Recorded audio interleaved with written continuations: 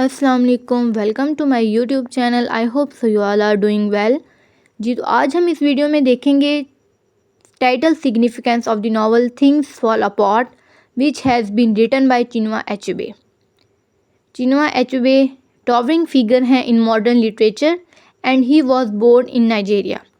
Things Fall Apart एक post colonial novel है। इसमें पोस्ट कॉलोनियल लिटरेचर के तमाम फीचर्स जो हैं वो मौजूद हैं। तो आज हम इस वीडियो में जो क्वेश्चन देखेंगे, जो डिस्कस करेंगे इसको डिटेल से, वो है title significance of the novel. तो जो टाइटल होता है कोई भी गुड वर्क होता है, either it is a poem, short story, play और नावल, उसका जो टाइटल होता है वो स्टोरी के थीम को रिफ्लेक्ट करता है। तो हम इसमें ये देखेंगे, डिस्कस करेंगे क्या इस नावल का जो टाइटल है वो इसकी मेन थीम को जो है वो रिफ्लेक्ट करता है या नहीं करता। अब सबसे पहले अगर हम बात करें तो थिंग्स फॉल अपार्ट जो है, इसमें it is like foreshadowing the tragedy which takes place at the end of the novel. Tragedy को बताया गया है और साथ ये कि सिर्फ ट्रेजिडी एक इंडिविजुअल की नहीं बल्कि ट्रेजिडी ऑफ सोसाइटी को भी साथ साथ जो है वो पोर्ट्रे किया गया है। ट्रेजिडी ऑफ इंडिविजुअल कैसे है? द प्रोटैगनिस्ट अकोंको, वो स्टार्ट में एक रिस्पेक्टेबल पर्सन है, एक ऑनरेबल मैन है और मैन ऑफ एक्शन है। उसके साथ कैसा जो है वो ट्रेजिडी होती है और कैसे जो है वो उसकी लाइफ जो है वो बिल्कुल चेंज हो जाती है। ये ट्रेजिडी ऑफ इंडिविजुअल में आ जाएगा और साथ साथ ये कि ट्रेजिडी ऑफ सोसाइटी कैसे है, कैसे जो है स्टार्ट में नावल के हमारे पास हमें दिखाई गई है एक वो सोसाइटी, और बाद में एट द एंड जो है वो किस तरह उनको जो है वो फेस करनी पड़ी है डिफ़िकल्टीज़। उनकी जो सोसाइटी एक ऑर्गेनिक सोसाइटी थी, एक पीसफुल सोसाइटी थी, वो किस तरह डिफरेंट पीसीज में जो है वो फॉल हो गई। और रीडर्स जो हैं हमारे पास नावल के, जो जब रीड्स करते हैं, they come to know about the tragedy of the individual and as well as the tragedy of the society too. So let's start. सबसे पहले हम बात करते हैं title a literary illusion. Title जो है इसका ये जो थिंग्स फॉल अपार्ट है, ये पोइम से लिया गया है, the second coming which has been written by the W.B. Yeats. अब इसकी जो पोइम है हमारे पास येट्स की पोइम है। It's made deepen by the comparison and contrast to the meaning of the HBS title and his novel. ये आप आगे देखेंगे कि किस तरह जो है वो इसके साथ जो है वो कंपैरिजन करता है, ये कंट्रास्ट करता है। अब जो इसकी बिगनिंग है, बिगनिंग ऑफ द 4 लाइन्स हैं, इसने जो है हमारे पास ली हैं, are referred as the preface of the novel. Turning and turning in the widening गाइड, the falcon can not hear the falconer, things fall apart, the center cannot hold, mere anarchy is loosed upon the world। अगर मैं इसको define करूँ easy words में, इसका मतलब ये है कि जब कोई एक फॉल्कन होता है वो अपने सेंटर से जो है वो दूर चला जाता है, दूर जाने के बाद उसको अपने फॉल्कनर की जो है वो आवाज़ नहीं सुनाई देती। इसी तरह हमारे पास जब चीज़ें एक सेंटर से, एक जो मेन सेंटर होता है उससे दूर चली जाती हैं, तो उसके बाद वो थिंग्स क्या होती हैं, फॉल अपार्ट हो जाती हैं। और उसके बाद क्या होता है, एनार्की जो है वो स्टार्ट हो जाती हैं। अब थिंग्स फॉल अपार्ट में हमारे पास हम इसको बिलीव कर सकते हैं कि जो इसका मीनिंग क्या होता है कि like we believe would loss forever comes to an end. अगर देखें तो इसमें प्रॉपर बैलेंस की बात की गई है। Things do fall apart, the notion of the balance in the novel is an important theme throughout the book. In the novel, there is a system of which the Igbo culture seems, but at the end of the novel, the society people cannot listen the leader, so a situation is created, which has been called the tragedy of society. तो इसमें दिखाया गया है हमें, जैसे इसमें poem में बात की गई है फॉल्कन और फॉल्कोनर की, इसी तरह इसमें सोसाइटी के रहने वाले और जो लीडर है उनकी बात की गई है। अब सेकंड में है कि किस तरह जो है वो कॉन्कोस की लाइफ जो है वो फॉल अपार्ट होती है। सबसे पहले ही मैंने इंट्रोडक्शन में ही बताया कि स्टार्ट में दिखाया गया कि वो बहुत ही वेल नॉन पर्सन था, ठीक है, और उसके साथ जो है वो एक वेल नॉन पर्सन था through out the 9 villages, and he is also warrior and the wrestler who gains respect through his the athletics. इसकी जो हमारे पास ट्रेजिडी है वो कब स्टार्ट होती है, व्हेन ही किल्स द इकिमीफूना। और वो कब करता है, क्यों करता है, that the reason of the oracles order. Oracle को ऑर्डर को फॉलो करते हुए उसको क्या करता है, किल कर देता है। हालांकि उसका जो फ्रेंड है, आप पढ़ेंगे जब story summary, then you will come to know, तो उसको वो वार्न करता है। वो कहता है that boy calls you father, do not bear a hand in his death. लेकिन जब वो उसको कहता भी है कि मिफुना क्राई करता है और उसको कहता है कि my father they have killed me, लेकिन फिर भी वो जो है उसको मार देता है, क्योंकि उसका जो है वो ऑर्डर होते हैं। और उसका ये एक ट्रेजिक फ्लॉ होता है कि वो अपनी जो है वीकनेस को किस तरह जो है वो उसका फियर रखता है।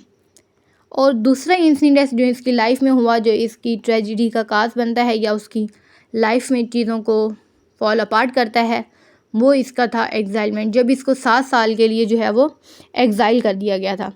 अब इसके एग्ज़ाइल के बाद इसके सारे ख्वाब जो थे, सब कुछ था, वो चेंज हो गए थे। इसने जो है अपना सब कुछ जो है वो लॉस कर दिया था, और ये भी इसकी वो था। और उसके बाद ये जब वापस आता है तो बिल्कुल ये देखता है कि हर चीज़ जो है वो चेंज हो चुकी होती है, किस तरह जो है लोग वाइट मैन बन जाते हैं। इवन इसके साथ जो ट्रेजिक वो होता है वो इसका होता है, इसका जो अपना बेटा होता है नवाय, वो भी क्या होता है, कन्वर्ट हो जाता है टूवर्ड द वाइट मैन। तो एट द एंड ये क्या करता है, सुसाइड जो है वो कमिट कर लेता है। इस तरह उसकी लाइफ जो टोटली फॉल्स अपार्ट हो जाती है। तो फर्स्ट इसमें आप लोगों ने देखा है टाइटल के लिटरेरी इल्यूजन किस तरह जो है वो इसको सिग्निफाई करता है through the characters of the novel, और उसके बाद प्रोटैगनिस्ट की लाइफ किस तरह जो है वो फॉल अपार्ट होती है। पहले एक वो वेल नॉन था, लेकिन एट द एंड उसका क्या हो जाता है, फॉल आ जाता है। और ये कि जब वो उसकी स्टार्ट कहाँ से होता है उसका, वो जब एक मिफूना का मर्डर कर देता है, उसके बाद उसको जब एग्ज़ाइल किया जाता है, जब वो आता है वापस और वो सोसाइटी देखता है, उससे वो डिसहार्ट होता है, उसके बाद वो है सुसाइड कर लेता है।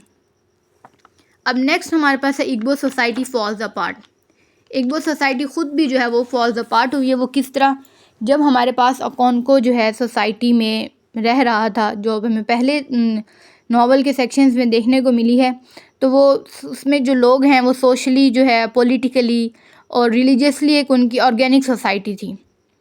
लेकिन बाद में क्या होता है कि जो ऑर्गेनिक सोसाइटी है वो डिवाइड हो जाती है, और तमाम की तमाम जो उनकी एनर्जी होती है, जो कि स्टार्ट में दिखाई गई है बुक के, वो एट द एंड क्या हो जाती है, लॉस हो जाती है। So we can say that the novel documents the falling apart of the Igbo tribe due to its own brutal rules, as well as the coming of the Christian missionaries and the role of the government. अब ये है the society itself responsible for falling apart. Society ख़ुद किस तरह है। अब start में हमने देखा था जो रिलीजन था उसको काफ़ी स्ट्रिक्टली फॉलो करते थे, ठीक है, और सारा जो है उनका एक गॉड था, उसके अकॉर्डिंग जो उसको फॉलो करते थे। डिफरेंट बिलीफ से इनके वो ट्यून्स वाला जो, या कोई इल हो जाता तो उसको फॉरेस्ट में छोड़ दिया जाता था। सुपरस्टिशियस जो है वो इनकी बातें थी, और उसके ऊपर ये स्ट्रिक्टली जो है उसको फॉलो करते थे। लेकिन जब हमारे पास इनके इसमें क्रिश्चियंस आते हैं, तो वो इनको मिस गाइड, या आप कह सकते हैं कि उनको थोड़ा अपना गाइड करते हैं, तो उसको ये जो है विदाउट एनी हेजिटेशन काफ़ी लोग जो है उनकी तरफ कन्वर्ट हो जाते हैं। अब इसका नतीजा क्या होता है कि the ultimate result of the such brutality is when the people who are dissatisfied with these rules such as नवाई, mother of the twin babies, get the opportunity to change their religion, they do it and the society ultimately falls apart. इसमें यही है कि society ख़ुद जो है वो वजह बनती है अपने फॉल अपार्ट की। जैसे कि जब उनको पता लगता है, क्योंकि वो उनके सुपरस्टिशियस और फॉल्स और रिजिड कुछ बिलीफ्स होते हैं, फिर जो लोग जो है वो न्यू जब उनको दिया जाता है, गाइड करते हैं या उनको न्यू बिलीफ्स मिलते हैं, तो उसकी तरफ क्या करते हैं, वो टर्न हो जाते हैं। इससे सोसाइटी जो है वो फॉल अपार्ट हुई है। Igbo society encounters the colonial masters and falls apart. अब वाइट मैन के आने से पहले जो पॉलिटिकल लाइफ थी इग्बो पीपल की, वो बहुत ही ऑर्गेनिक और स्ट्रॉन्ग थी। They were loyal to their political leaders. लेकिन कॉलोनियल मास्टर्स के आने के बाद हमारे पास जो कॉलोनियल रिलीजन था उसका जो रिप्लेसिस द ट्रेडिशनल रिलीजन, जब वाइट मैन आ गए, they ignore the Igbos values and tries to enforce their own beliefs and religious practices.